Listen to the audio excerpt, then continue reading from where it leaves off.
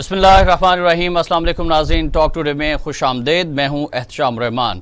नाज़रीन, अमरीका को अफगानिस्तान में इबरतनाक शिकस्त हुई और इस शिकस्त के असरात अब उनकी पॉलिसी से जाहिर होना शुरू हो गए हैं और नए नए इत्तेहाद पाकिस्तान और चीन के खिलाफ उभर कर सामने आ रहे हैं। गुज़श्ता रोज़ ही अमरीका की सेनेट में एक बिल पेश किया जा रहा है जिसमें जिन जिन लोगों ने, जिन जिन कंपनीज ने तालिबान की सपोर्ट की, तालिबान की मदद की, उनके खिलाफ अमेरिका में पाबंदियां लगाने के हवाले से एक बिल पेश किया गया है और इस बिल के हवाले से भी काफी तजब्जुब का शिकार दिखाई दे रहे हैं अमेरिकी सेनेटर्स भी। एक तरफ भारत की सफारतकारी है और दूसरी तरफ पाकिस्तान की सफारतकारी है। भारत अमेरिका के बहुत करीब होते जा रहे हैं। नए इत्तेहाद बने हैं 4 ममालिक, जिनमें ऑस्ट्रेलिया भी शामिल है, जापान भी शामिल है, अमेरिका और भारत शामिल है। इनका मकसद यह है कि इलाके में चीन के बढ़ते हुए असरात को रोका जा सके, तालिबान के साथ उनके मरासिम को कम किया जा सके और नई पाबंदियां पाकिस्तान पर लगाई जा सके। अमेरिका को पाकिस्तान के खिलाफ बहुत ज्यादा गुस्सा है कि उसने तालिबान का साथ दिया, लेकिन अगर देखा जाए तो यह पाकिस्तान ही था जिसकी मिन्नतें और तरले किए गए अमेरिकन की जानिब से कि वो तालिबान के साथ पाकिस्तान जो है वो आगे आए और उनके साथ पैचअप करवाए अमेरिका का, और उनको अफगानिस्तान से पुरअमन इनखला के लिए जो पाकिस्तान ने किरदार अदा किया वो पूरी दुनिया के सामने है। लेकिन इसके बावजूद पाकिस्तान अमेरिका की आंखों में खटक रहा है। अमेरिका की पाकिस्तान से मुतालिक क्या पॉलिसीज हैं, क्या क्या नई साजिशें पाकिस्तान के खिलाफ तैयार की जा रही है भारत और अमेरिका और इसराइल की जानिब से, इस पर बात करेंगे मुल्क के मुमताज दिफाई तजज़ियाकार जनाब अब्दुल्ला हमीद गुल साहब से, जो हमारे साथ इस प्रोग्राम में टेलीफोन पर शरीक गुफ्तगू हैं। अब्दुल्ला हमीद गुल साहब, अस्सलाम वालेकुम, बहुत शुक्रिया आपका। वालेकुम अस्सलाम, बहुत शुक्रिया आपका। जी अब्दुल्ला गुल साहब, आपसे जानना चाहेंगे जो नई साजिशें पाकिस्तान के खिलाफ बुनी जा रही हैं अमेरिका, भारत और इसराइल की जानिब से, बिलखुसूस जो बिल लाया जा रहा है, इस्लाम दुश्मनी, पाकिस्तान दुश्मनी एक बार फिर खुलकर सामने आ गई है, क्या कहेंगे इस पर आप? देखें, जहां तक ताल्लुक है पाकिस्तान के खिलाफ दुश्मनी आ गई है खुल के, तो कब पाकिस्तान के खिलाफ दुश्मनी नहीं थी?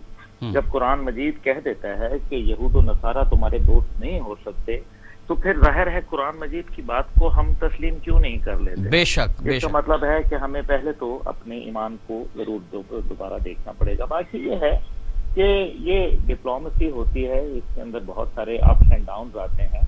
आप क्या चाहते हैं कि अमेरिका ये कहे कि हम लोग जलील हो गए, हम लोग वहां रुसवा हो गए, हम चंद नहत्ते लोगों के पास, जिनके पास ना हथियार उनके अपने थे, हमारे ही हथियार हमसे छीन के हम पर चलाए और हमें जो है वो हम भागने पे मजबूर कर दिया।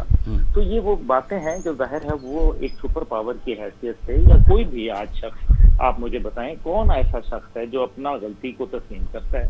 हर कोई जो है वो, आप पाकिस्तान के सियासतदानों को देख लें, वो एक दूसरे के ऊपर ब्लेम गेम चलती है। इसी तरह से इंटरनेशनली ब्लेम गेम चल रही है। अब मसला ये है कि ये जो सेनेट में बिल पेश हुआ है, इसके 2 मुख्तलिफ पहलू हैं। एक पहलू ये है कि जिसको अभी मेरे ख्याल में मीडिया में नहीं डिस्कस किया जा रहा, और वो बड़ा अहम है, वो ये है कि ये बिल कहीं ऐसा तो नहीं कि अपने लोगों की तसल्ली और तशफ़ी के लिए जो है वो करवाया गया, क्योंकि 22 सेनेटर्स जिन्होंने ये बिल पेश किया है और इसमें मजीद भी लोग उसमें शामिल होंगे। लेकिन मकसद ये है कि अपने लोगों को बताने के लिए, क्योंकि मीडिया बहुत उनका बोल रहा था, इंटरनेशनल बहुत प्रेशर था, लोग जो है वो उनके मजाक बन रहे हैं, उनके कार्टून बन रहे हैं, तो ये बताने के लिए कि देखें जी हमने तो एक बिल पेश कर दिया, अब इस बिल को पास होना है और इसके ऊपर अमल दरामद होना एक और पहलू है। सही। दूसरा इसका यह पहलू है कि अमेरिका, जिसको अब हर फोरम पे चाइना जो है वो चैलेंज कर रहा है, और इसी वजह से क्वाड जो है वो ग्रुप जो है सामने नजर आया, जिसका भी आपने जिक्र फरमाया।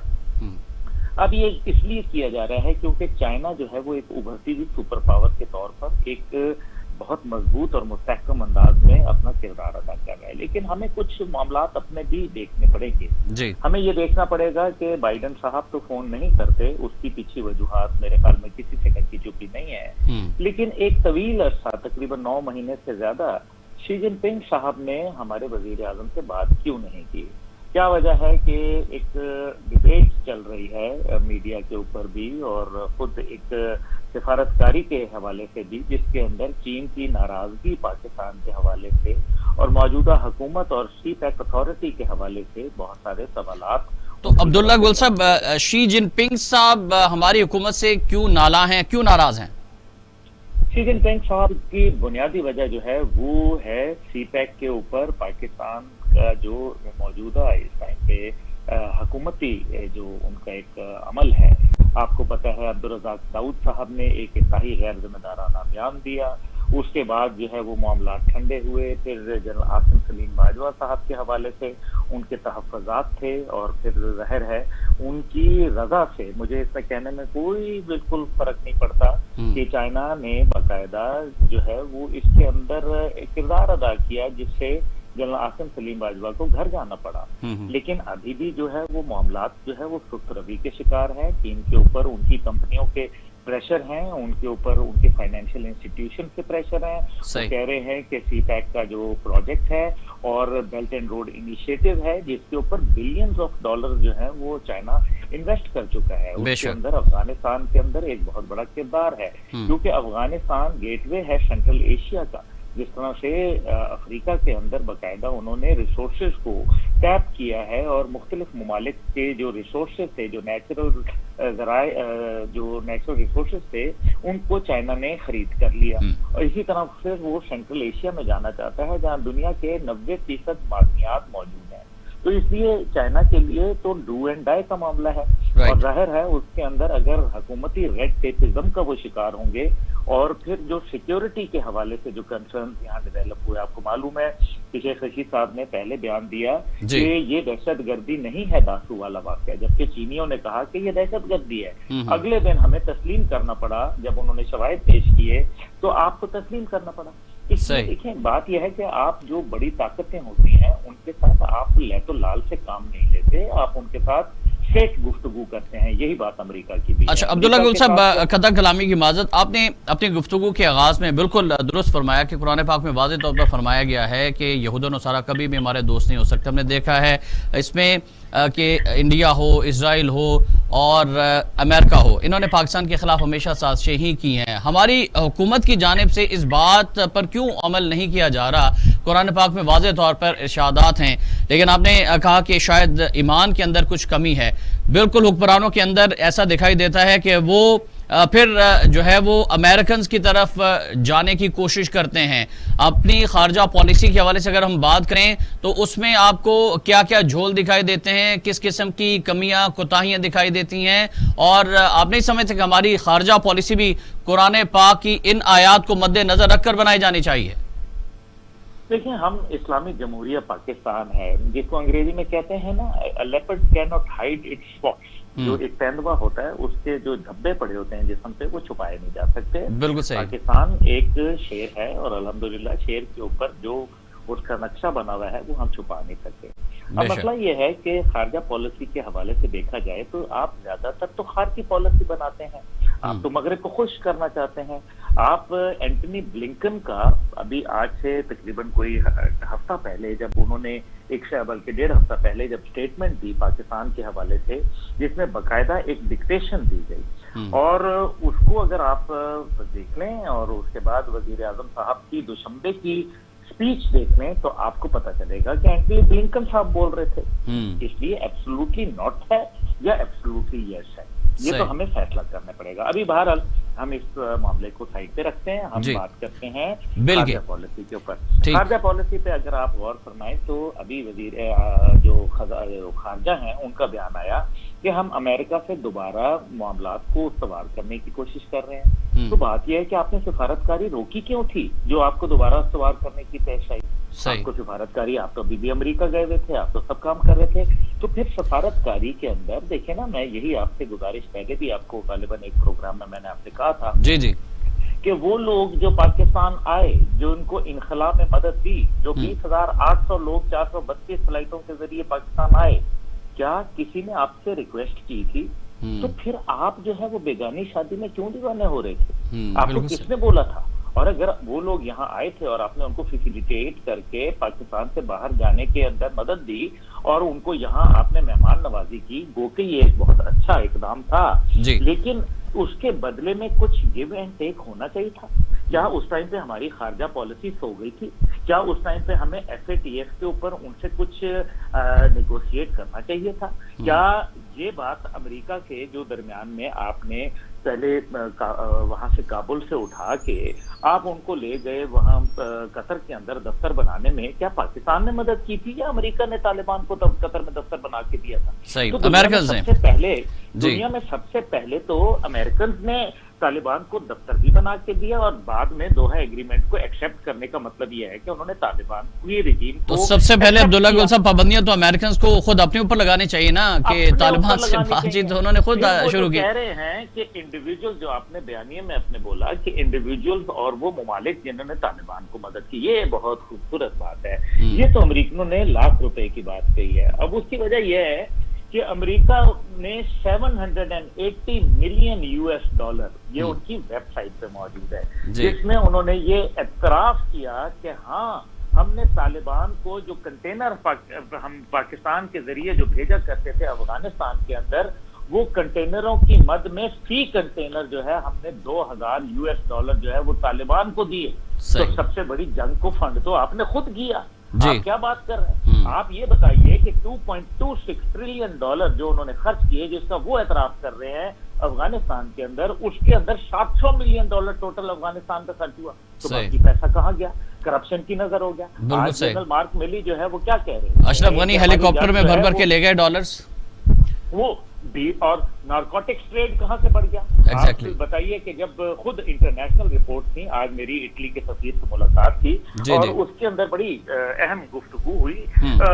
उसके अंदर एक पहलू ये भी था कि जब अमेरिकन ने यहाँ कदम रखा तो उस टाइम पे मुल्ला उमर की हुकूमत थी और इंटरनेशनल रिपोर्ट ये कह रही थी कि ड्रग ट्रेड 0% के ऊपर था, अफीम की काश्त 0% पे थी और जो डीवेपनाइजेशन थी वो अफगान कौम से करवा ली गई थी तारीख में पहली दफा।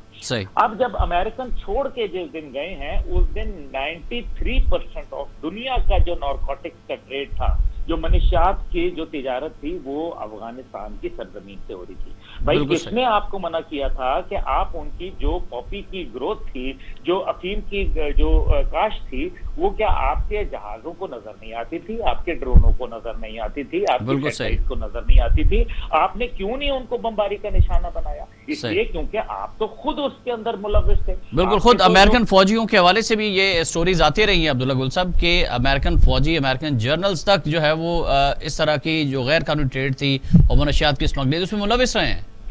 जी, जनरल मैक्रिस्टल को क्यों निकाला गया था? क्या वजूहात थी जनरल मैक्रिस्टल को CIA के चीफ की हैसियत से में बेदखल करने का? क्या मकसद था? यही मकसद था।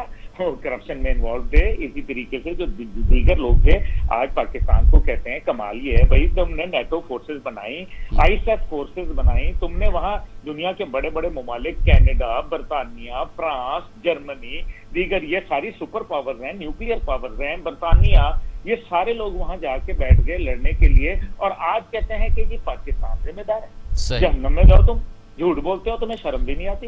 इतने बेशर्म हो चुके हैं। लेकिन बिल्कुल अब्दुल्ला गुल साहब, अमेरिकन की बेशर्मी, ढिठाई वो तो खुलकर सबके सामने आ ही चुकी है। अब ये जो बिल है ये पाकिस्तान को धमकाने के लिए है, प्रेशराइज करने के लिए है, या फिर कोई डू मोर का और मुतालबा है जो इसके तनाजुर में, इसके पसे मंजर में पाकिस्तान के ऊपर प्रेशराइज करके अपने मकासद हासिल करने के लिए है? क्या समझते हैं आप?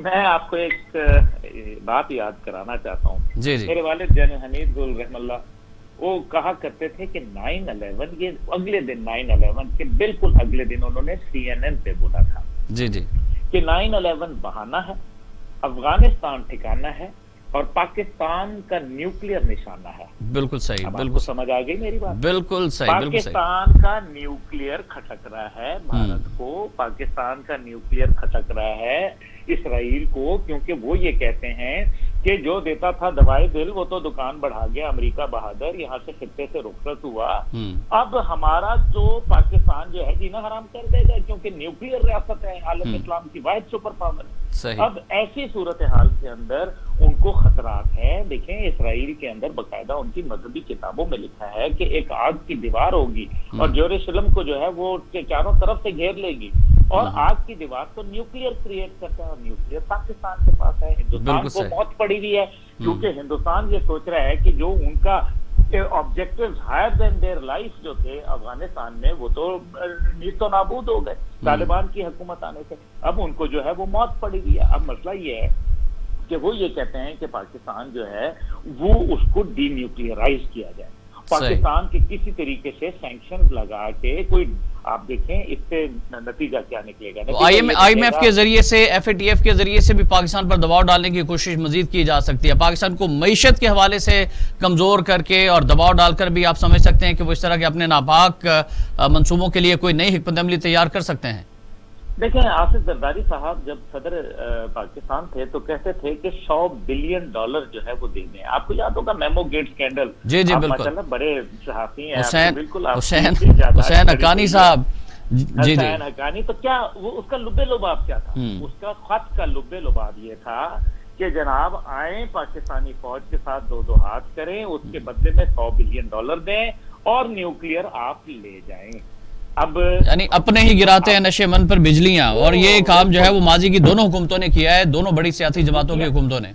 अब मसला ये है कि ये न्यूक्लियर जो है ये खटक रहा है। अब वो पाकिस्तान को मुआशी तौर पर इस हाल में लेके आना चाहते हैं जहां डॉलर की जो है वो डबल सेंचुरी हो जाए, जहां पाकिस्तान की मईशत जो है वो बिल्कुल बुरे हाल हो जाए, और पाकिस्तान जो है वो आखिर कहे कि रोटी अच्छी है या न्यूक्लियर बम।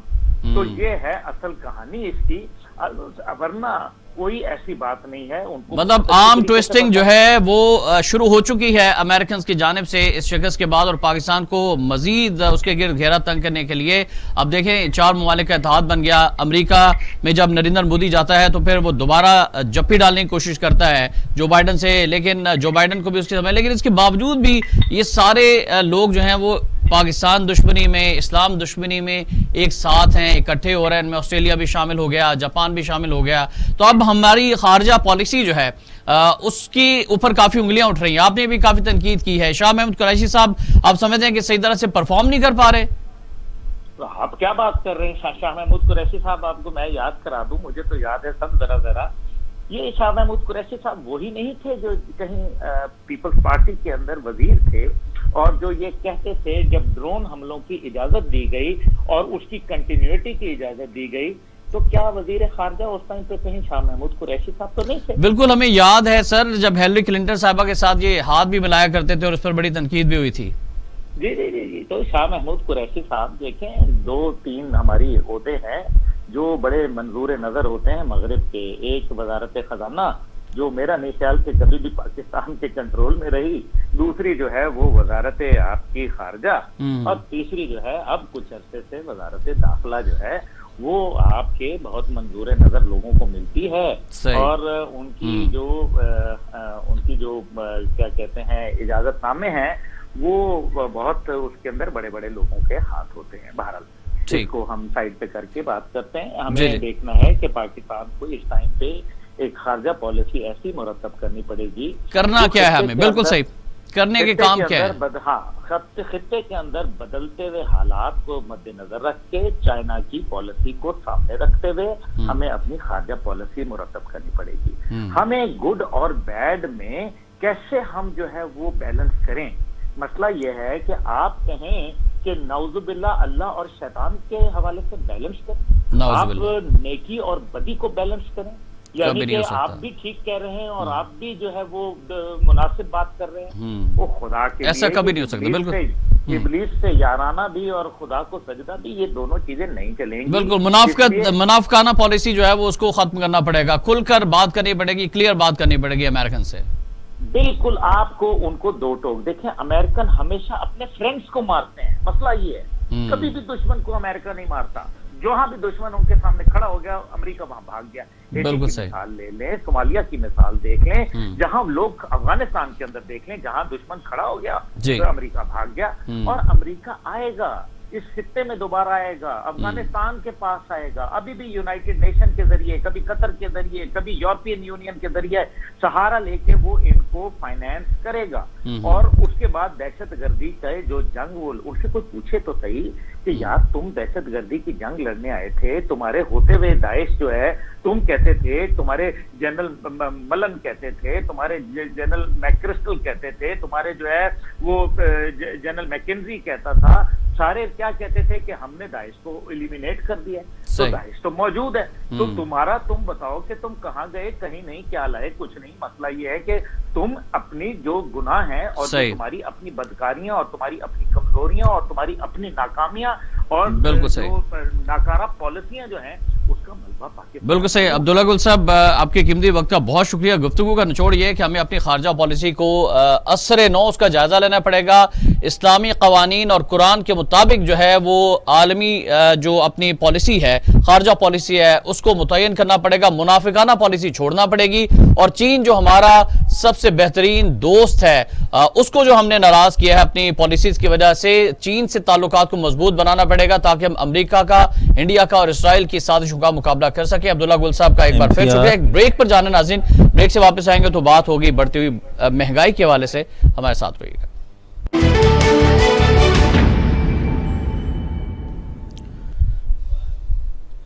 वेलकम बैक नाज़रीन। मुल्क में महंगाई बढ़ती ही जा रही है और वज़ीर आज़म पाकिस्तान जनाब इमरान खान साहब का आज बयान है। वज़ीर आज़म खान साहब कहते हैं कि कोरोना की वजह से पूरी दुनिया में महंगाई बढ़ी है, जिसके असरात पाकिस्तान में आए और पाकिस्तान में भी महंगाई बढ़ गई। जल्दी इस पर काबू पा लेंगे। दूसरी जानिब आवाम के लिए एक और बुरी खबर यह है कि महंगाई के सतह आवाम पर मजीद बोझ डालने की हुकूमत ने तैयारियां की हैं। पेट्रोलियम मसनूआत की कीमतों में कम से कम 5 और ज्यादा से ज्यादा 10 रुपए तक इजाफा हो सकता है। इस वाले से समरी तैयार की जा रही है। हर चीज महंगी होती जा रही है और खान साहब कहते हैं कि कोरोना जो है इस बढ़ती हुई महंगाई का जिम्मेदार है। पाकिस्तान मुस्लिम लीग नून के रहनुमा जनाब राना मोहम्मद अरशद साहब ने हमें ज्वाइन किया टेलीफोन लाइन पर। राना साहब अस्सलाम वालेकुम। जी वालेकुम अस्सलाम। राना साहब बहुत शुक्रिया आपके कीमती वक्त का। मुस्लिम लीग नून का मौकिफ, आपका मौकिफ जानना चाहेंगे। खान साहब कह रहे हैं कि जो बढ़ती हुई महंगाई है, कीमतें बढ़ रही हैं, चीनी की, आटे की, दालों की, घी की और ऑयल की और पेट्रोलियम मसनूआत की, उसका जिम्मेदार कोरोना है। पूरी दुनिया में कोरोना की वजह से महंगाई हुई, इस वजह से पाकिस्तान में ये चीजें बढ़ रही हैं। आप उनके मौकिफ को दुरुस्त समझते हैं? जी बिस्मिल्लाहिर्रहमानिर्रहीम। मैं आपका शुक्रिया अदा करता और मैं समझता हूँ नाम आपने लिया क्या है, वो मेरा कलमिया वाली से इमरान खान। ये इमरान न्याजी जो है ये इंटरनेशनल झूठा है और इसका फरमाने इमरान सल्तनत का है। ये कहता था कि जब 1 रुपया डॉलर महंगा होता है तो वजीर आजम चोर होता है। अब डॉलर 103 रुपए का हमने दिया तो आज डॉलर 172 रुपए का हो गया है जी, और रोज बढ़ रहा है और मजीद बढ़ता जा रहा है। इसमें कोई और मुलवस नहीं, ये अली बाबा 40 चोरों का टोला और सरगना इमरान न्याजी है। आज अवाम का जीना दुपर हो चुका है और मैं समझता हूं कि इमरान न्याजी अपने नाअहली को छुपाने के लिए दूसरों के माथे पर जो इल्जामात लगाने की नाकाम कोशिश कर रहा था, आज वो एक्सपोज हो चुका है। चौथा साल का आगाज हो चुका है।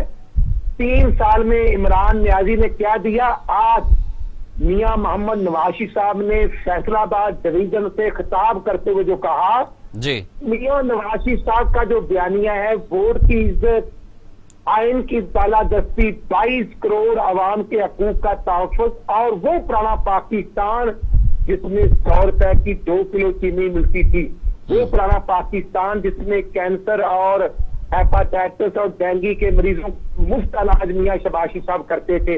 आज आप ये अंदाजा कर लें कि 125 रुपए का जो पेट्रोल है, जो 74 डॉलर फी बैरल भी अगर रेट है तो इसके लिहाज से तो 80 रुपए के करीब होना चाहिए, लेकिन 40 रुपए फी लीटर इन्होंने लेवीज और दूसरे टैक्स लगाए हुए हैं, जिससे अरबों रुपए आवाम की डाका मारा जा रहा है।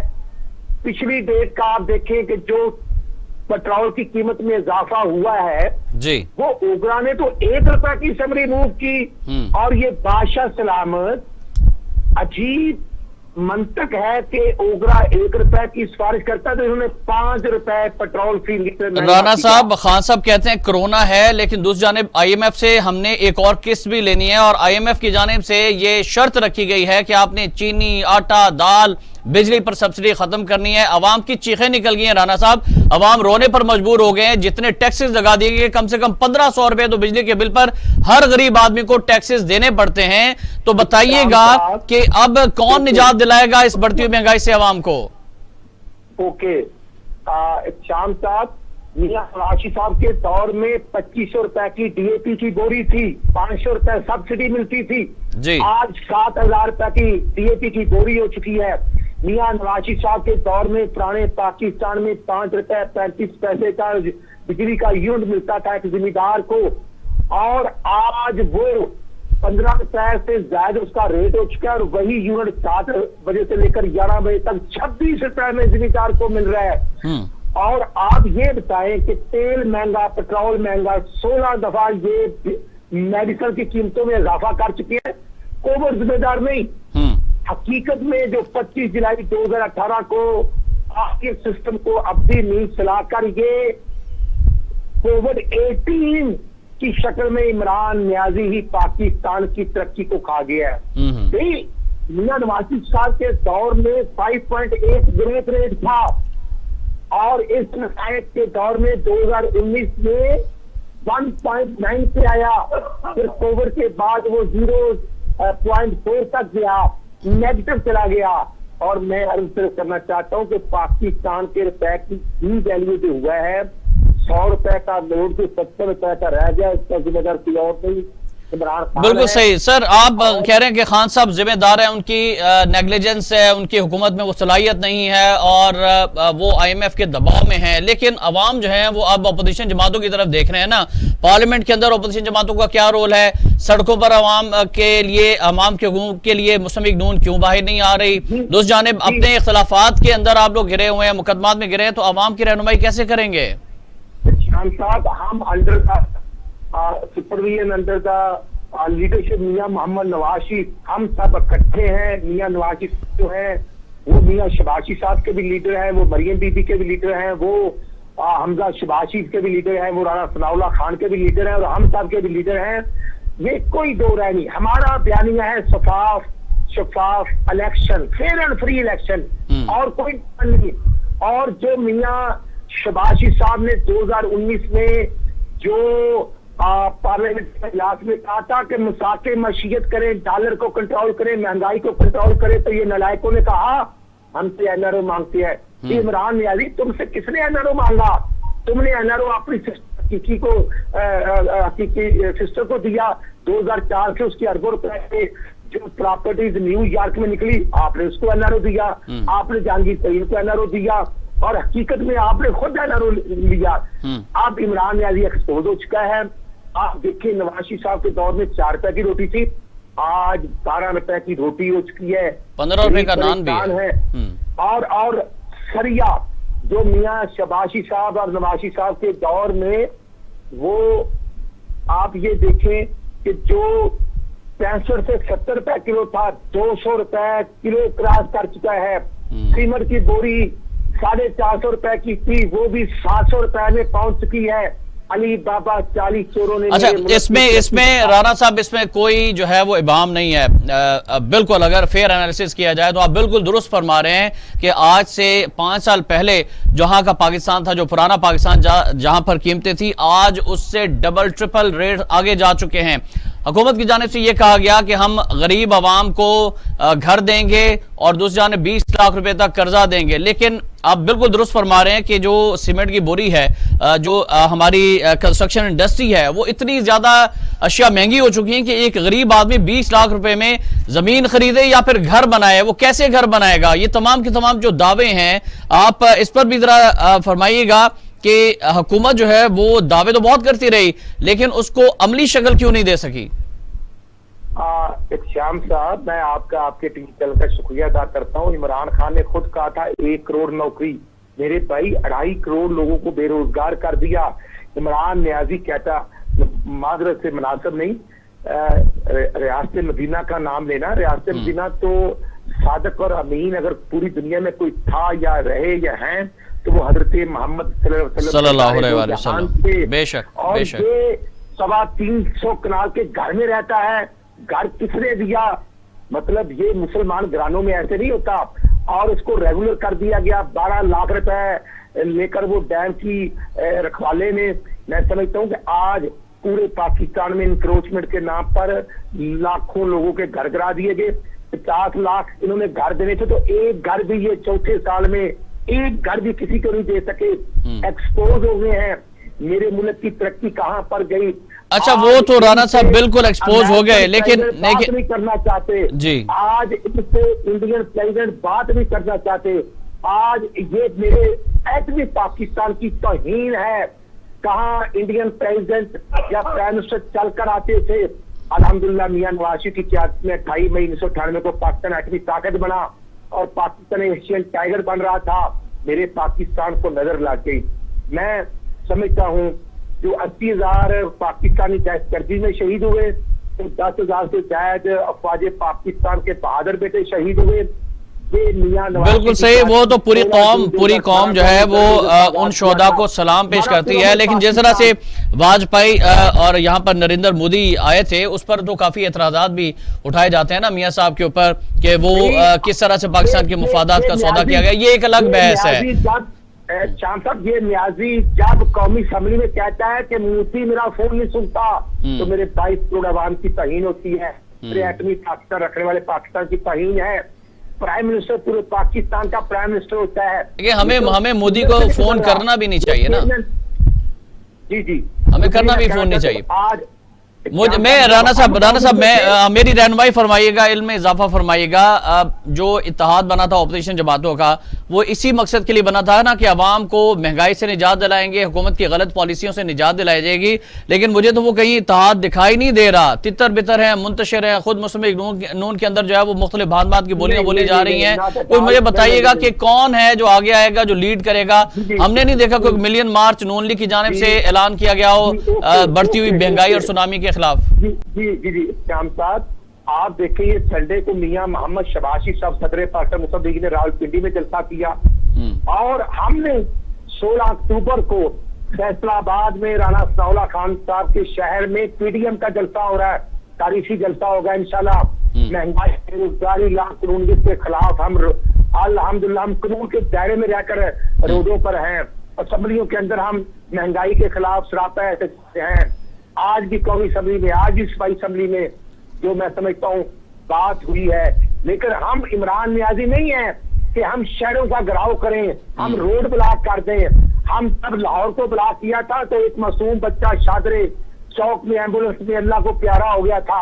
ये इमरान नियाजी पाकिस्तान के में रहते हुए जिसके दिल जलाता था। हमने गिराव नहीं कभी किया, लेकिन हम आइन के भी रखवाले हैं और अफवाज पाकिस्तान के बहादुर बेटे जो बिल्कुल सही। आप समझते हैं, खान साहब कह रहे हैं कि कोरोना की वजह से महंगाई हुई है, या फिर IMF के जो जेर असर है हम महंगाई उसकी वजह से हो रही है, वो पॉलिसीज हैं, वो प्रेशर है। कोरोना से इन्होंने गेन किया है, अरबों रुपए कमाए हैं। आप अगर कंपैरिजन करेंगे तो IMF से ज्यादा तो उनको सपोर्ट मिल गई है कोरोना की वजह से, अरबों रुपए। पहले वो राजा अमर कियानी ने अरबों रुपए मेडिसिन महंगी करके कमा लिए, उसको फारिग किया, नायब ने टेकअप किया तो उसको PTA का सेक्रेटरी जनरल लगा दिया। फिर WHO से एक डॉक्टर जफर मिर्जा आया, उसको मिनिस्टर लगाया, वो कोरोना के अरबों रुपए खा गया। अब इमरान नियाजी ने अपने जाती फैसल सुल्तान को फेडरल मिनिस्टर की सीट पे भर्ती कर लिया है। ये क्या बात है? कभी वो जुल्फी बुखारी अरबों रुपए रिंग रोड के डाका मार के भाग गया है। ये अली बाबा 40 चोरों का टोला है। इंशाल्लाह वक्त आ गया है मियां नवाज शरीफ की और शहबाज शरीफ की क़यादत में। हमने आज पंजाब की 9 डिवीजनों का जो प्रोसेस था अल्हम्दुलिल्लाह मुकम्मल किया है, जिसको राणा सनाउल्लाह खान साहब ने होस्ट किया है। और इंशाल्लाह अब नेक्स्ट। अच्छा राणा साहब, जो लंदन वाला मामला हुआ, शहबाज शरीफ साहब को क्लियरेंस दी गई, उनकी फैमिली को क्लियरेंस दी गई, इस पर हुक्मरान जमात के तर्जुमान जो हैं वो बड़ी लहदे कर रहे हैं और ये कह रहे हैं कि ये सब झूठ बोल रहे हैं मुस्लिम लीग नून वाले, हमें अवाम को गुमराह किया जा रहा है। क्या कहेंगे इस पर आप? शाम साहब, इनको शर्म आनी चाहिए। और ये लोटे, इंटरनेशनल लोटे, ये फाज चोरी किधर था? कभी ये काफली का तर्जमान, कभी ये मुशर्रफ का तर्जमान, और कभी ये पार्टी का तर्जमान, और आजकल PTI में है। ये लोग तो मुफाद परस्त हैं, मुनासिब नहीं। जो इसके अंकल जब माशाल्लाह एक अच्छी पोस्ट पे थे हाई कोर्ट में, तो ये क्या करता था फवाद चौधरी? और ये झूठे हैं। जब आपका जो डिपार्टमेंट है वो टेकअप करता है, लेटर देते हैं PM और उसके लेटर जाते हैं वहां पर, और वहां की मैं समझता हूँ कि कोर्ट ने जो डिसीजन दिया है, अदरवाइज तो वो मैं समझता हूँ कि नेशनल एजेंसी जो है वो 6 साल का रिकॉर्ड चेक करती है, लेकिन शरीफ फैमिली का 20 साल का रिकॉर्ड चेक किया गया। सही। वहाँ बाबा डैम वाले नहीं है, वहाँ मलिक अरशद नहीं है, वहाँ कोर्ट कानून के मुताबिक काम करती है। अल्हम्दुलिल्लाह मियां शबाशी साहब, सुलेमान शहबाज और शरीफ फैमिली को वहाँ पर अल्लाह ताला ने सुरखरू किया है। बिल्कुल सही। तो अब ये सुरखरू हो गए हैं, तो वो हुकूमत ये कह रही है राना साहब कि अब मियां साहब भी वापस तशरीफ ले आए, सलमान शहबाज साहब भी वापस तशरीफ ले आए, क्योंकि वो तो इंटरनेशनल। आप लिख लें, बहुत जल्द आएंगे, बहुत जल्द आएंगे मियां नवाज, इसी साल वापस आ जाएंगे इंशाल्लाह। बहुत शुक्रिया आपका। राना अरशद साहब, रहनुमा पाकिस्तान मुस्लिम लीग नून, हमारे साथ गुफ्तगू कर रहे थे और उनकी गुफ्तगू आपने मुलाहिजा फरमाई। नाज़रीन, इस दुआ के साथ कि अल्लाह ताला पाकिस्तान का हामी और नासिर हो और अवाम की तमाम मुश्किलात जो हैं वो ख़त्म हो, अवाम को सुख का सांस मिले, महंगाई से निजात मिले और पाकिस्तान का अल्लाह ताला हामी और नासिर हो। एहतशाम रहमान को इजाज़त दीजिएगा। अल्लाह हाफ़िज़।